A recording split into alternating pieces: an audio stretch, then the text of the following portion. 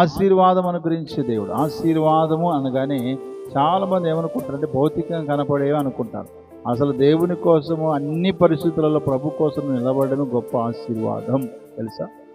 నా ప్రభు నా కొరకై ప్రాణం పెట్టాడు, నేను బ్రతికినంత కాలం కష్టమైన నష్టమైన వ్యాధులైన అన్ని పరిస్థితులు నా ప్రభు కోసం నేను బ్రతకాలని ఒక తుది నిర్ణయంతో బ్రతుకుతుంటావే, ఇది గొప్ప ఆశీర్వాదం తెలుసా. ధనం ఉన్నప్పటికీ, బంగారు ఉన్నప్పటికీ, వెండి ఉన్నప్పటికీ మన నుంచి మంటిపాలైపోయి దేవునికి ఆయాసకరమైన జీవితాన్ని జీవించి చచ్చిపోయిన వాళ్ళు చాలామంది ఉన్నారు. అలాంటి దుర్భరమైన దేవునికి ఆయాసకరమైన ధనవంతుల లాంటి బ్రతుకు కాకుండా దరిద్రుడైనప్పటికీ లాజర్ లాంటి బ్రతుకుతూ ఒక ఆశీర్వాదాన్ని దేవుడు పరలోకంలో మన కోసం సిద్ధపాటు చేసి పెట్టాడు కదా. కాబట్టి ఆశీర్వాదాన్ని ఆయన అనుగ్రహించేటువంటి దేవుడు. 115వ కీర్తన 13లో పిన్నలనేమి పెద్దలనేమి తన యందు భయభక్తులు వారిని యెహోవా ఆశీర్వదించును అంటాడు.